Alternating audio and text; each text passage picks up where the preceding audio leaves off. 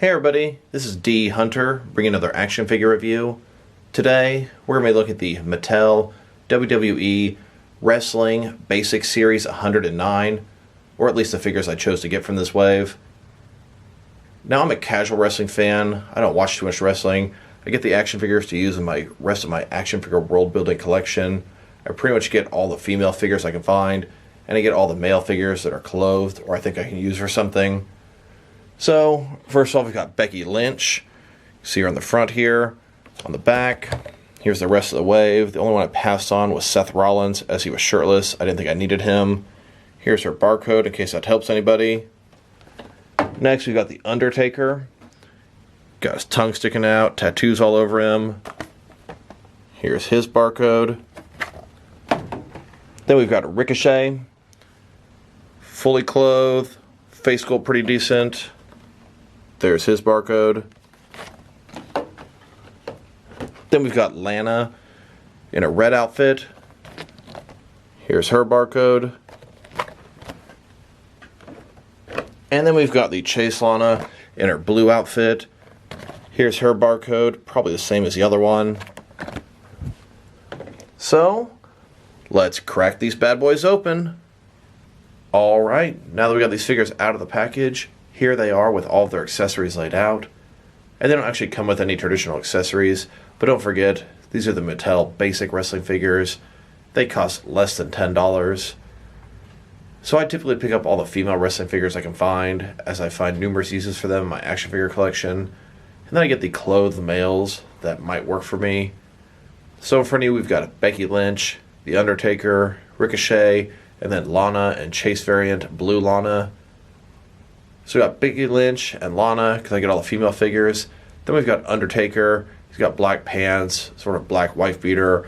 Thought I could do some cool stuff with this guy. Don't really like that his tongue is sticking out. I do understand that's what he does. But if I could swap head to somebody else, he'd be a great thug.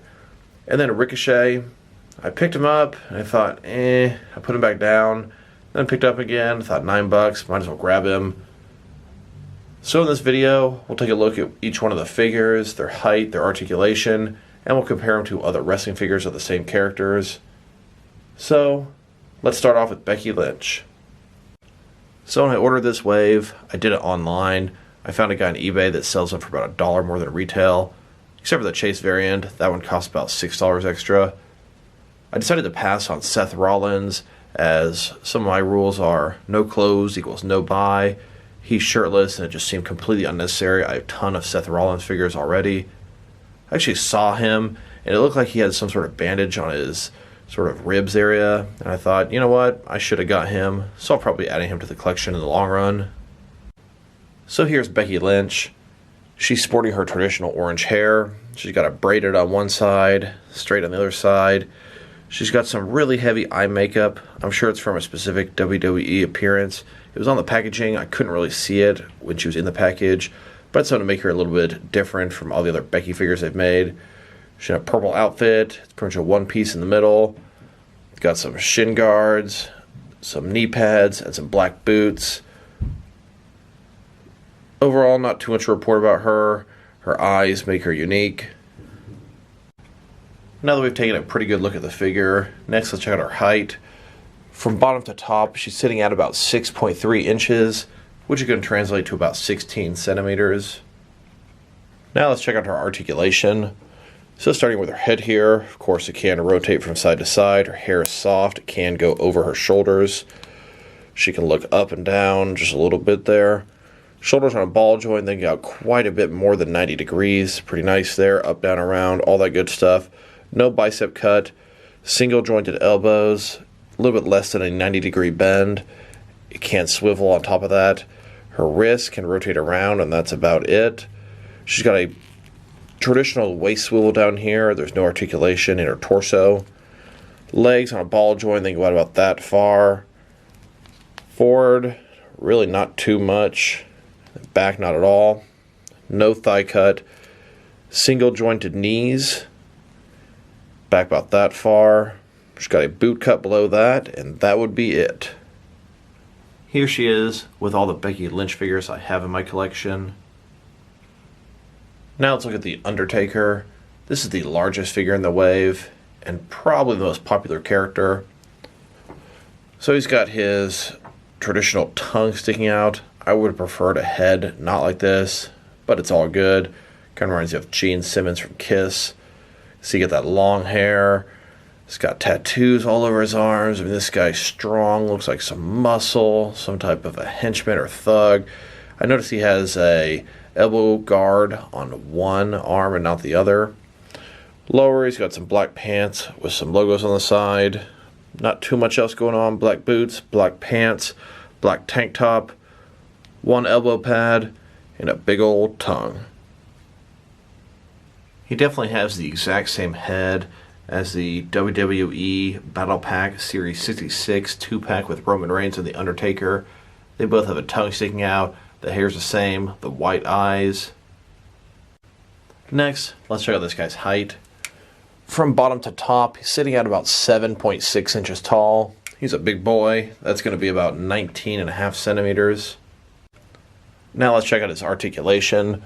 Starting with his head here, can rotate from side to side. His hair is soft and will go over his shoulders. Can look up and down, more than I expected. Shoulders on a ball joint. They go out about 90 degrees here, up and around, all that good stuff. No bicep cut. Single jointed elbows, a little bit less than 90 degrees, but it can rotate at the top there. So wrists can rotate around, and they're hinged as well. He's got one solid piece in his torso here, traditional waist swivel below that. His legs, they go forward about that far, back about that far.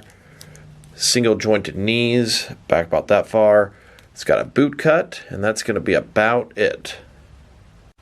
Here he is with all the Undertaker figures that I have. This guy has gotten some serious love in action figure form.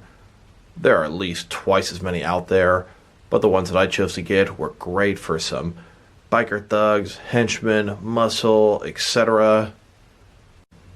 Now let's look at Ricochet. Like I said before, when I saw him at the store, picked him up, put him back down, and then picked him up again, mainly because his outfit here, not exactly something I would think a regular person would wear. I kind of maybe think of Black Panther when I see it. I like his head sculpt and face just fine, just not really feeling his body. But at $9, what do you got to lose? So he's got black boots, 2 knee pads, one's got some writing on it, one doesn't, and just all kind of lines and designs on his suit. Backside, not too much going on here. Like I said, I do like his head, but I'm not really feeling his outfit too much, at least for my purposes. Now let's check out the height of this guy.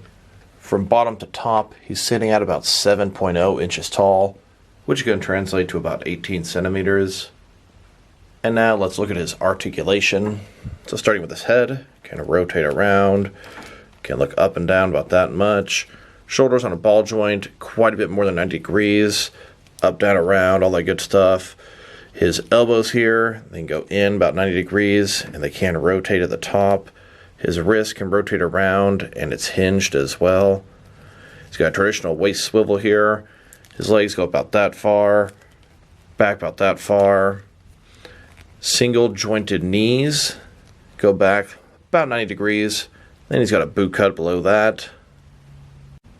And I don't have any other Ricochet figures to compare him to. And honestly, I probably could have done without this purchase. Now let's look at Lana. We've got the red standard release and the blue Chase variant. So looking at her face here, looks pretty good. Got a little bit of makeup around the eyes. Looking very serious. Got a red one piece in the middle, a bunch of lines on it. A little red on the arms, on the boots. Her hair pretty long. Then of course the blue one is going to be the exact same body, painted differently. Head's exactly the same. The outfit, and a little bit different designs on it.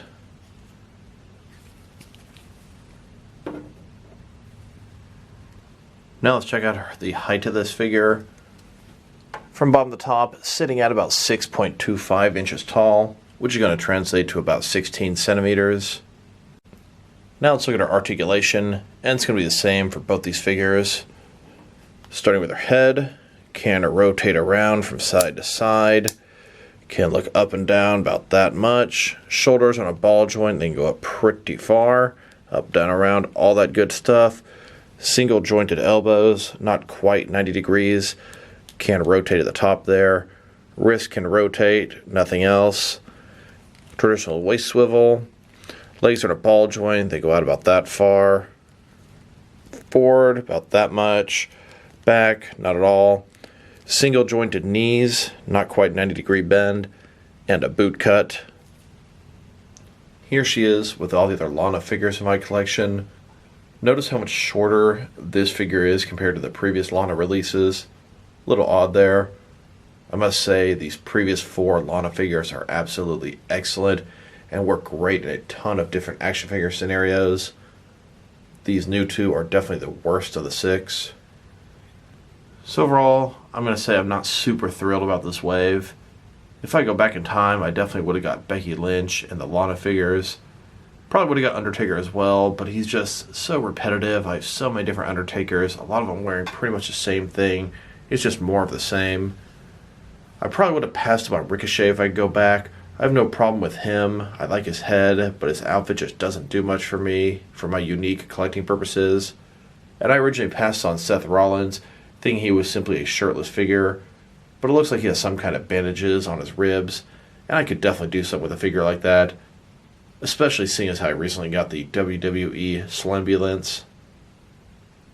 So if I were to rate this wave, I'd probably give it something like a 6 out of 10. Really just nothing spectacular about any of these figures. Hopefully the next wave will offer me something a little more interesting, but actually come to think of it, there's only one figure I plan to get, and that's the Liv figure.